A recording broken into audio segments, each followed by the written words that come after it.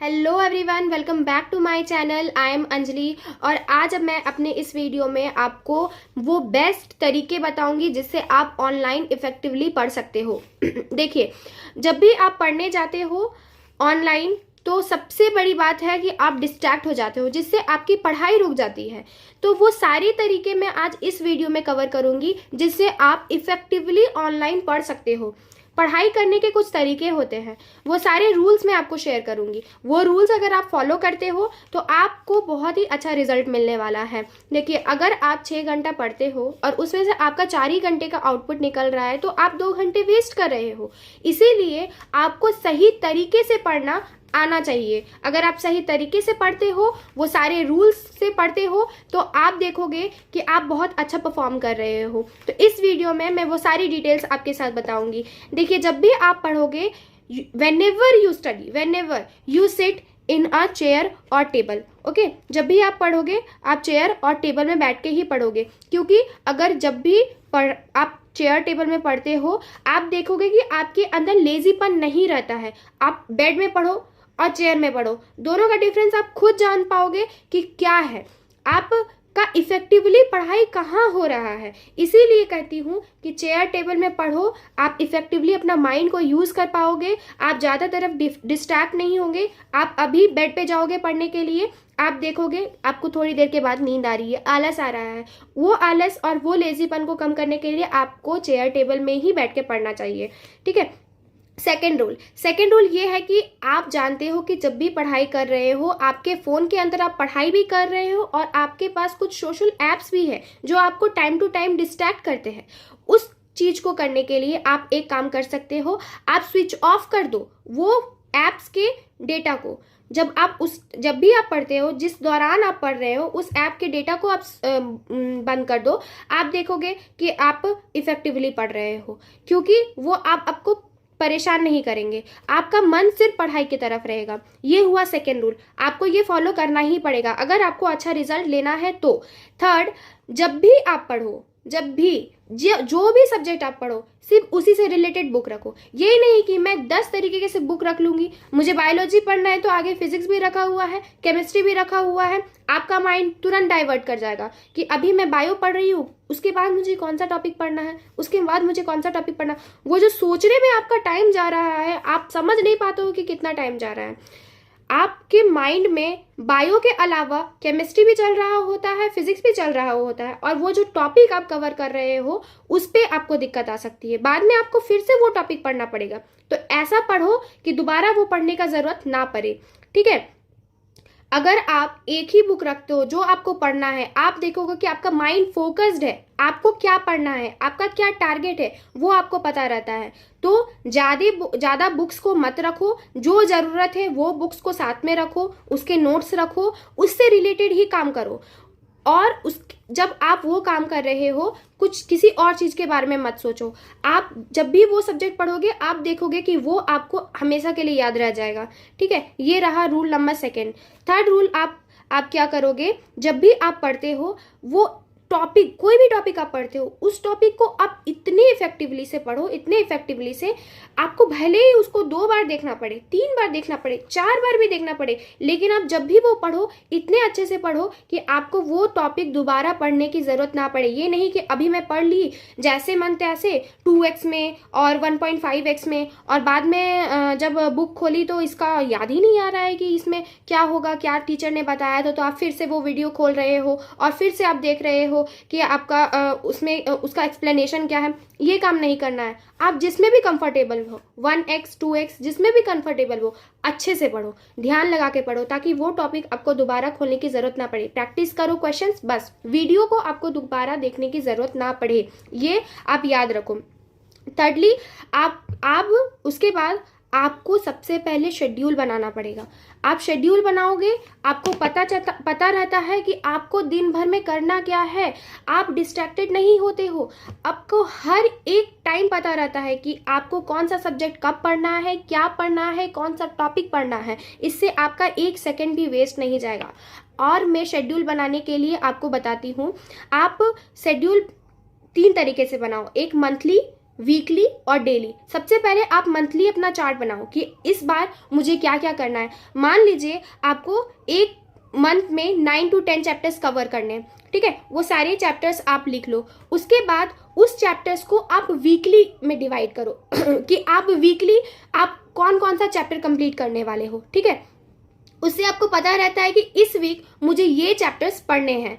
उसके बाद जब वीकली बन जाए, आपको पता चल गया कि आपको कौन कौन सा चैप्टर, मान लीजिए एक वीक में आपने 2 से 3 चैप्टर लिया था, वो चैप्टर आपको कंप्लीट करना है। उसके बाद आप डेली में आते हो कि इससे रिलेटेड आप कौन सा चैप्टर करोगे और कब करोगे। मान लीजिए आपके पास बायो करना है अभी, तो बायो में आप कब क्या पढ़ोगे, कौन सा टॉपिक पढ़ोगे, वो टॉपिक्स आप डेली डिवाइड करो।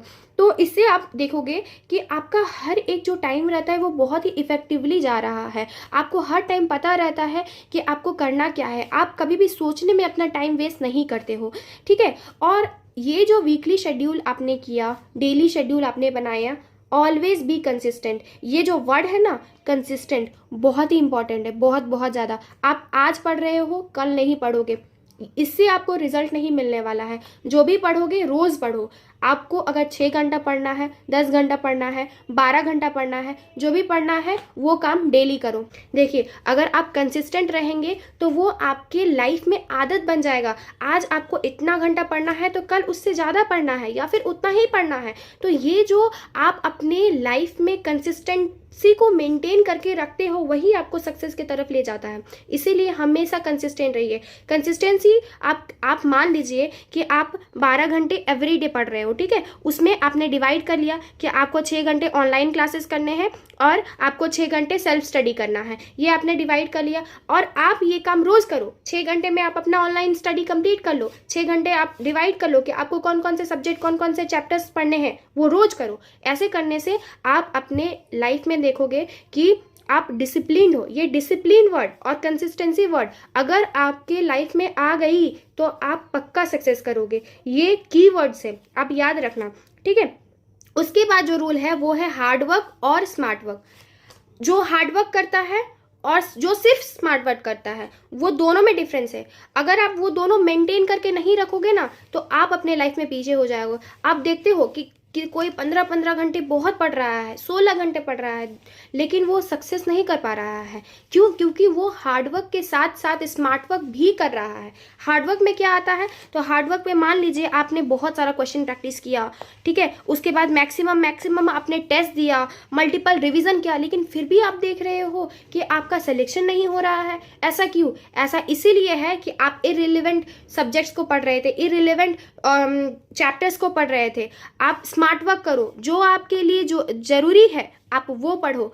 आप ये नहीं 10 तरीके से 10 चीजें, आपको पता है कि एनसीईआरटी जो है वो गीता है। एनसीईआरटी पढ़ोगे तो आप सक्सेस कर पाओगे अपने कोई भी कॉम्पिटिटिव एग्जाम्स में। और एनसीईआरटी के अलावा आप 10 तरीके से बुक ले आते हो और उसको पढ़ना स्टार्ट कर देते हो। तो ये क्या है? ये एक इररिलेवेंट चीज है, ठीक है, जिसपे आप टाइम भी वेस्ट कर रहे हो, अपना हार्डवर्क भी वेस्ट कर रहे हो और आप रिजल्ट भी नहीं पा रहे हो। इसलिए स्मार्टली काम कीजिए, जो ज़रूरत है उसी का यूज़ करिए और उसको ही आप फॉलो करते जाएं और आगे बढ़े। हाँ, आपको सेलेक्ट कर लेना है पहले ही कि आपको किस टीचर से पढ़ना है, आप कौन सा मटेरियल यूज़ करोगे। वही मटेरियल को आप बार बार रिपीट करो। आपने एक बार ख़त्म कर दिया, उसको दोबारा ख़त्म करो, 3 बार उसको रिवीजन करो, लेकिन 10 तरीके से 10 चीज़ों को लेकर के आप आगे नहीं बढ़ सकते हैं।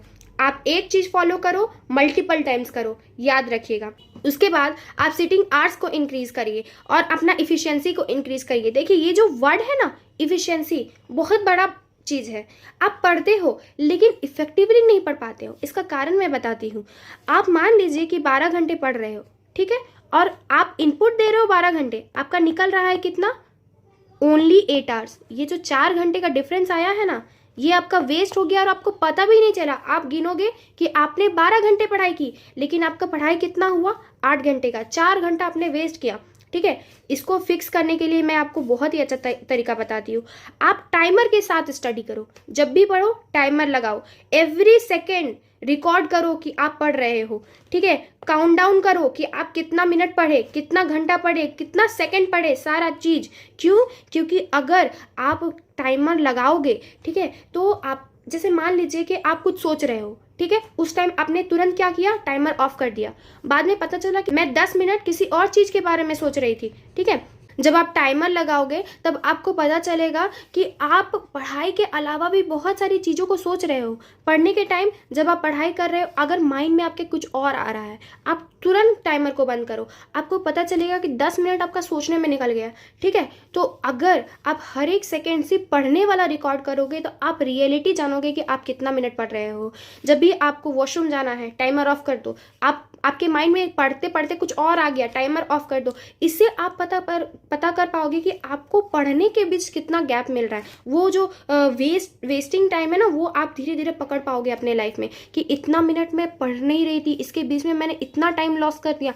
ये धीरे धीरे आप जब ये चीज़ फॉलो करोगे ना टाइमर के साथ पढ़ने में, तो आप एक चीज़ पकड़ोगे कि आप रोज़ अपने आप को इम्प्रूव कर रहे हो। आज आपका 10 घंटे आप बैठे, आपका 5 घंटा पढ़ने का निकला। ठीक है, कल आप सोचो कि सिर्फ मैंने 5 ही घंटा पढ़ा, उसके बाद आप उसको 5.5 घंटा करोगे, 6 घंटा करोगे, 7 घंटा करोगे। एक दिन आप देखिएगा कि 9 से 10 घंटा आपका आउटपुट निकलेगा, 90 to 95% आपका आउटपुट निकलेगा।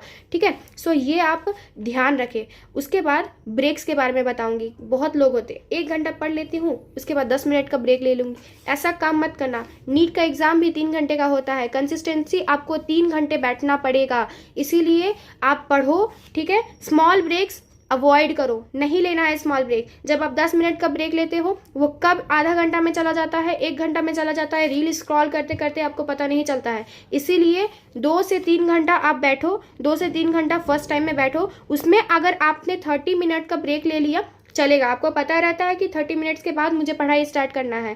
इसीलिए स्मॉल ब्रेक्स को अब अवॉइड करें और आप लार्ज सिटिंग आवर्स इंक्रीज करें, बैठे, और उसके बाद भले आप 30 मिनट का ब्रेक ले ले चलेगा। लेकिन ये जो छोटा छोटा ब्रेक्स होता है वो आपको टाइम को बहुत ज़्यादा वेस्ट कर रहा है। ये सारे कीज़ जो मैंने बताया है उसको फॉलो करो, आप अपने लाइफ में बहुत आगे बढ़ोगे। ठीक है, so that's it for my video. आज आपको ये स्ट्रैटेजी अच्छी लगी तो आप लाइक शेयर कमेंट कर दें, और आपको किस चीज़ से रिलेटेड वीडियोस चाहिए आप कमेंट भी कर सकते हैं। और thank you for watching my video.